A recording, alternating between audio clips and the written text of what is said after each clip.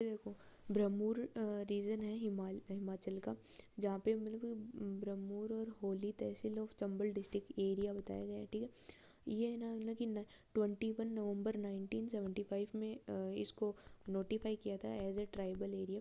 यहाँ पे गड्डी ट्राइबल होती है, वो ट्रांस ह्यूमन प्रैक्टिस करती है। गद्दियल उनकी बोली है, डायलेक्ट है। हार्श फ्रिगल क्लाइमेट है। 21% पर स्क्वायर डेंसिटी है। और उसके बाद में सोशली वो मतलब कि पुअर थी। उन्होंने गोट और शिपिंग रियरिंग करते थे, एनिमल को चराते थे, चरागाह थे। 1970s से मतलब 70s इस एरा में इनका डेवलपमेंट स्टार्ट हो गया था। 5th 5 ईयर प्लान 1974 में आया था। One of the 5 integrated development project था। उसमें उन्होंने क्वालिटी ऑफ गड्डियन पीपल्स की चेंज कर दी और इम्प्रूवमेंट हो गया। फिर है ना मतलब कि ये इतने एरिया में 18 है ना स्क्वायर, याद रहे तो रख लेना, इतना ज़्यादा कोई है नहीं। ये गड्डी है ना, ये गद्दीज, ये surrounded by the mountain Pir Pranjal range है। नॉर्थ में तो धलूर और साउथ में धारा। ये एमसीक्यूज बन सकता है भाई। नॉर्थ में तो धलुआ और धारा। फिर है ना ये रोहतक पास है ना, यहाँ पे धल्लू और धारा है ना, दोनों मीट करते हैं। ये रेंजेस है ना। नाउ यहाँ पे कुछ ये बुद्धिली तुलधा, ये क्या है ये आई डोंट नो। 4 5 है ना मतलब डिविजन्स तो याद रखने हैं, होली, खानी, कुगती, तुंद्रा। एंड इनका टेम्परेचर ये यहाँ से यहाँ रेंज करता है। ठीक है, सर्दियों में 4 डिग्री, गर्मी में 26 डिग्री। ये जो जियोग्राफिकल फीचर था ना, वो ये है। ये तुंदा और कुगती, ये होली और खानी, यहाँ पे रिवर रावी है। ठीक है, ये सभी है ना। यहाँ पे कुछ इसका दिया रखा है। हाईएस्ट प्रायोरिटी थी ट्रांसपोर्टेशन, कम्युनिकेशन, एग्रीकल्चर, ये सभी डेवलप्ड करना।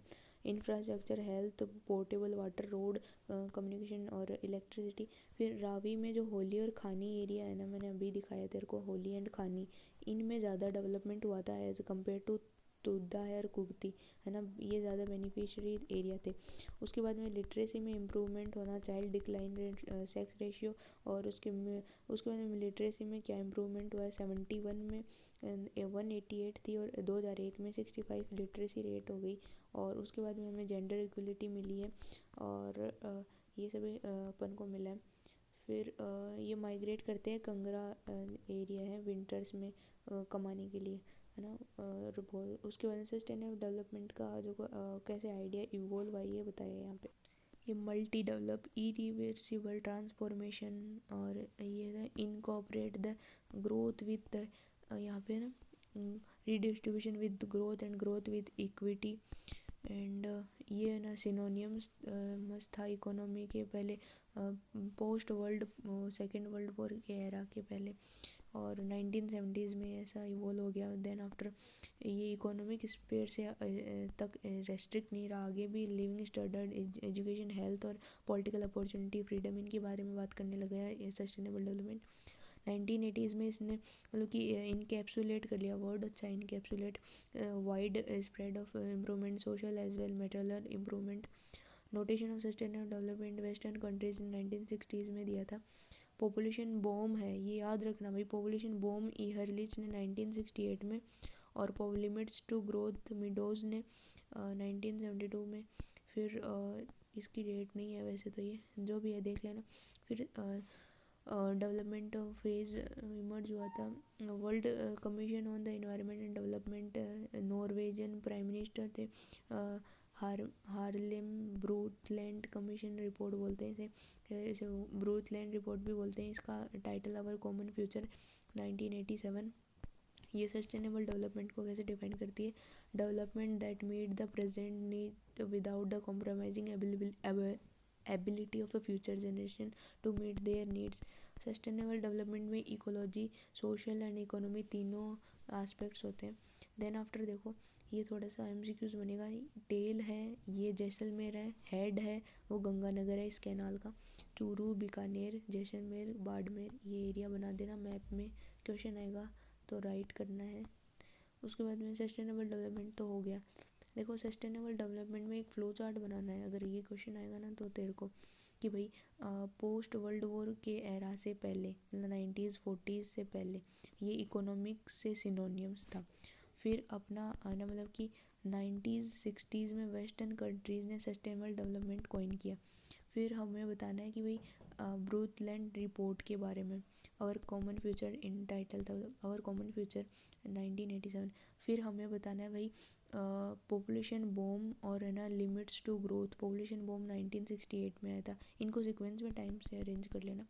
फिर हमें ये बताना है भाई 1970s में रीडिस्ट्रीब्यूशन विद ग्रोथ इमर्ज हुआ था, तो तेरे को ये बताना है पोस्ट वर्ल्ड वॉर का एरा।